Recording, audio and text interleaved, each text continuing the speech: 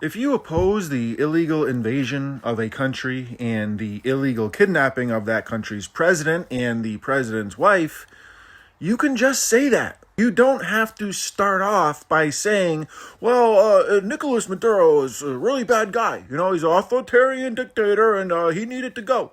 You don't have to say any of that shit.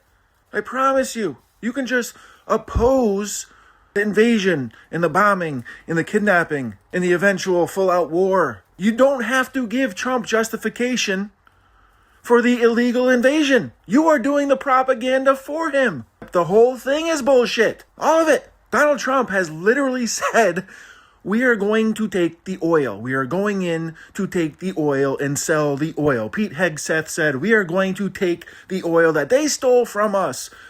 The oil in their own land? Trump says he's going to run Venezuela with a group that includes oil executives. Why is anyone giving any credence to this? Oh, we have to liberate the people of Venezuela bullshit. Yeah, they're going to greet us like liberators, like they did in Iraq. What the fuck are you all talking about? It does not matter that Maduro was a really bad guy. There are a lot of really bad guys who run countries all over the world. In fact, I know one. I know a really bad guy who's president.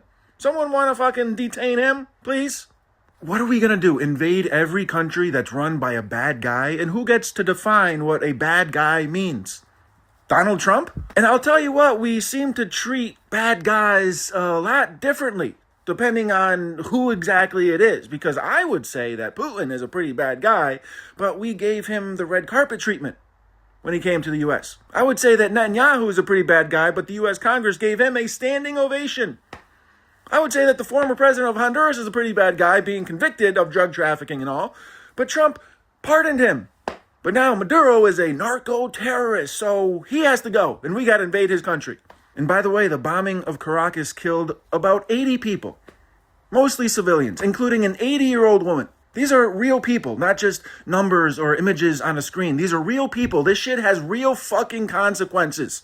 And of course, that's on top of the over 100 people that we already killed when we blew up fucking random boats in the ocean claiming that they were drug dealers. With no evidence, but you know, they're drug dealers. And then we seized 2 oil tankers from Venezuela. But remember, we're the good guys. We're the good guys here, okay? And he's the bad guy. That's why he had to go. It is all bullshit. Their claims are meaningless. It is fucking unbelievable. They are just literally following the Iraq war playbook, and we're not supposed to notice. Oh yeah, he's a bad guy, so we got to remove him. So we invade the country illegally. We remove the leader illegally, and then it will all work itself out. And then trillions of dollars later and hundreds of thousands of lives lost later, what exactly did we accomplish?